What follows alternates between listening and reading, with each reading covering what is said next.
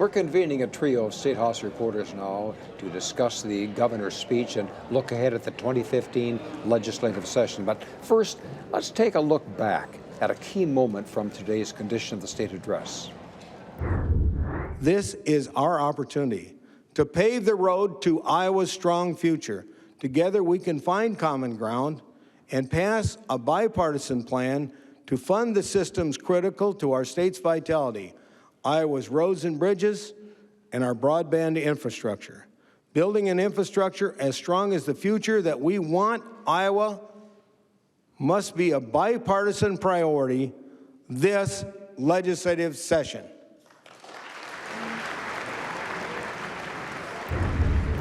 Joining us now are three reporters covering this session: Radio Iowa News Director Kay Henderson, Des Moines Register political columnist Kathie Obradovich, and the Gazette's published in Cedar Rapids, James Lynch. And Jim, the immediate reaction I've had to people who heard that speech say, yeah, we heard about improving infrastructure, but where's the gas tax?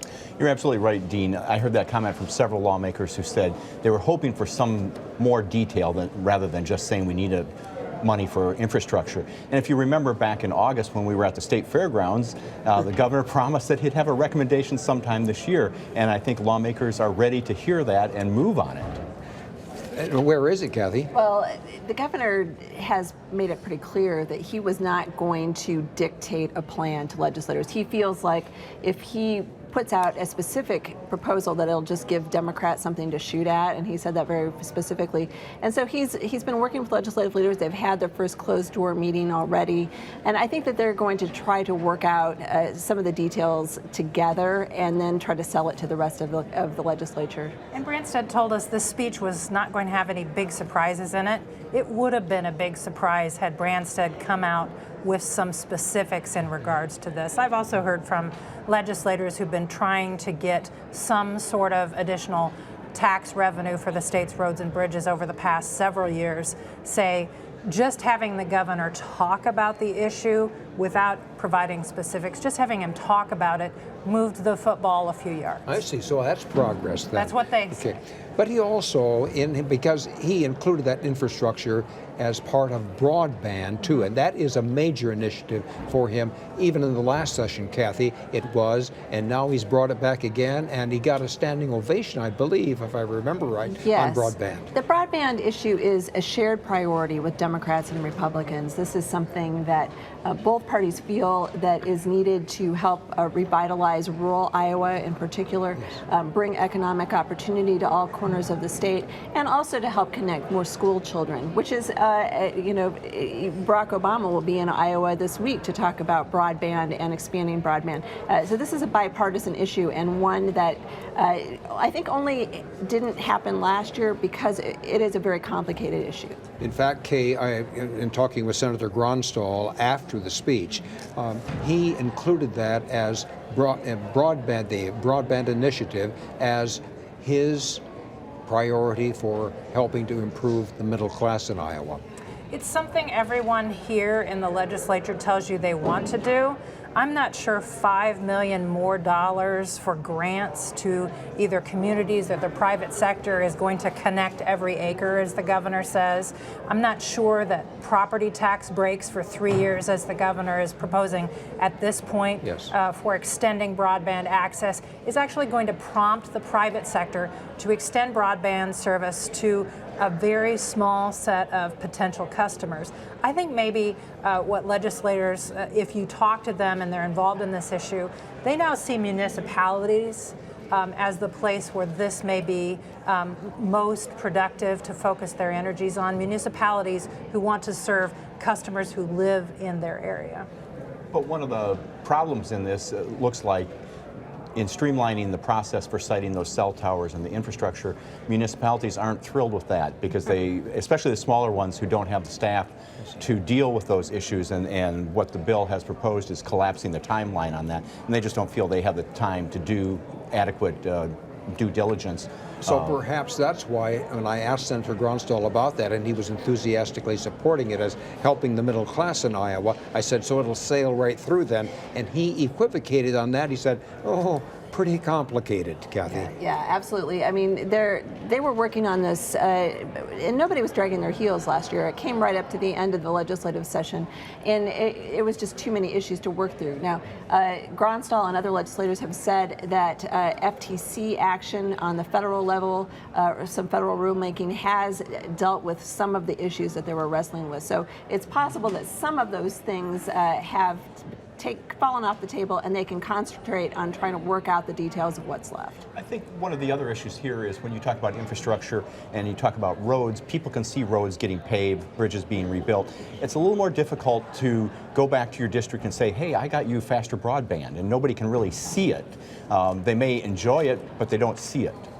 What do you see, and is that going to be, Kay, since it took so long in the last session and they ran out of time, is broadband going to pick up where it left off last time? Did they make any progress, or to start all over again with a very complicated issue?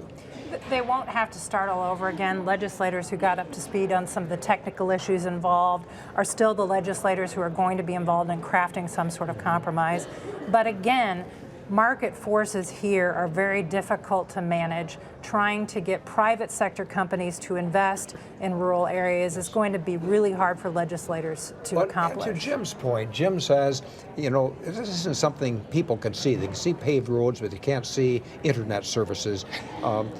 Is there really a clamor for this, Kathy? I think that people who live out in rural Iowa would, I think, universally say that that is a problem, and it's something that they need, and it's something that businesses will look for if they're going to move to Iowa. I think absolutely. But you living in Des Moines, and you in Cedar Rapids, Jim, you already have high-speed internet. Right. And my point is, Iowa's population is concentrated in metropolitan areas that don't have anything to gain from this initiative. There are some pockets in the Des Moines suburbs, for example, where they don't have the same speed and access that Des Moines itself has. So it does cross those lines a little bit. But yeah, I think in rural Iowa it's more of an issue. And the governor's Connect Every Acre deals with connecting farm implements. You know, this is an initiative that Terry Branstad would not have encountered in his first term way back in the 1980s. I think it was 1983. In fact, we have a timeline here that shows the governors over the years, starting in 1983 and moving up to where Governor Branstad is now. Kathy, how do you see the issues, we talked about broadband, but the issues having changed and the way that the various governors that we saw on the screen there addressed those issues? Dean, this struck me as I was listening to the speech. Branstad is addressing thoroughly modern problems in his speech. Bullying at school, this is not something new, but it is something that people are maybe newly worried about. Quality of life across the state. Again, these are kinds of issues, broadband, communications. These are really 21st century issues that the governor is addressing, and they are issues of the moment. There was not much of a sense of history in his speech today. He talked about the last 4 years, and that was pretty much it. If we contrast that to Governor Vilsack, his condition of the state messages usually started back when Iowa was a prairie. And of course they were that much longer as well. Just seeing that picture was a flashback to what was 90 minutes of speech making. Terry Branstad has never given a long speech. They've been pretty workmanlike, but they again have addressed the issues of the day throughout his tenure as governor. While there are new issues, there are some old issues too. I mean, infrastructure, the roads. I think he was governor when they raised the gas tax the last time. The issue of minimum wage is likely to come up. He signed that bill too in a previous term in office. So sometimes the more things change, the more they stay the same. The other thing that struck me about this speech, maybe comparing it to Chet Culver or Tom Vilsack, I mean, here is Terry Branstad embracing almost Barack Obama's campaign message from 2008, his "Yes, we can." Terry Branstad is now "Together we can." I found that incredible. incredibly interesting, if not strange, that Terry Branstad would embrace the means by which Barack Obama tried to and did connect with Iowans. And actually, last year I compared the condition of the state message to Barack Obama's annual address, and some of the very issues, bipartisan issues, veterans and jobs, broadband, again, across those party lines. It was very, very interesting, and I see that continuing. Do you see, Jim, any surprise issues emerging this time that we aren't even thinking about now? And sometimes that's serendipity because it's caused by events. Medical marijuana last time for treating children was not in the governor's condition of the state address, and yet it emerged and was passed, still being implemented though. Yeah, that was the real textbook case of a surprise issue where even its sponsors declared it dead at one point, and then it came back to life and was passed. Sure, it could happen. I don't know what it is, and you're right, it's dictated by events sometimes. Something could happen in the next couple of months, 3 months, that legislators would respond to. I'm not sure what that will be. There was one surprise in this speech for legislators and talking with those who craft policy related to the state's court system. They were surprised by the governor's proposal about third offense domestic abusers, increasing the mandatory sentence, the electronic monitoring that he discussed. That was a surprise to issues, and to legislators who've been involved in victim rights issues, it was a pleasant surprise to them that might be something that legislators talk about this year. What do you think about the tone of this session? The governor repeatedly said, in fact, it was a theme that I pulled from the speech, together we can, calling for bipartisan support. What do you think, Kathy? Is this set the tone? Yeah, I mean, the governor is very skilled at working with a divided legislature, and of course, that is the situation he finds himself in again for the next 2 years at least. And so, yeah, bipartisan themes, we're hearing that also from legislative leaders. We heard that as they opened their legislative session. However, there are still some pretty pointed divisions and arguments to come, and I would say one of those is going to be over school funding. That's right. And that is, of course, a perennial argument between Republicans and Democrats.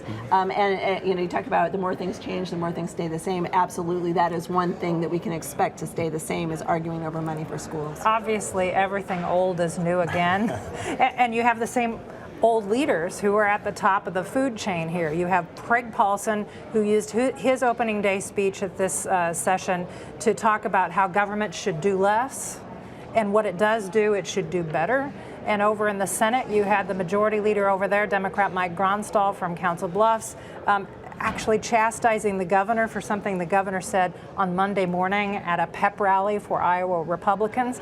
Terry Branstad used that occasion to ridicule Democrats for their losses in 2014 and start prepping for 2016, prompting Branstad to suggest maybe it's time for the election to be over and governing to happen. And yet, Jim, in the pre-speech briefing that we have from the Director of the Management and Budget, Dave Roterer, he said we have to be extremely careful in spending this year. So that set a tone. Yes, they're setting the tone that the budget is going to be tight, that revenues aren't growing as fast as they have in the past.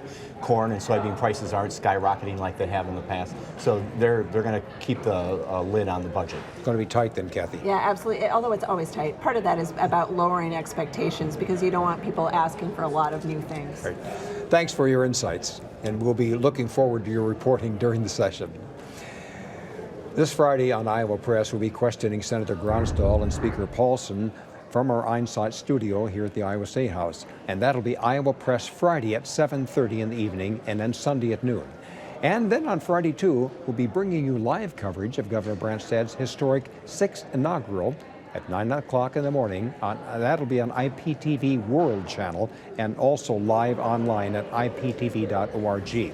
But we will rebroadcast it at 8:30 Friday night on IPTV's main channel. So for our entire Iowa Public Television crew here at the state capitol in Des Moines, I'm Dean Borg, and thanks for joining us today.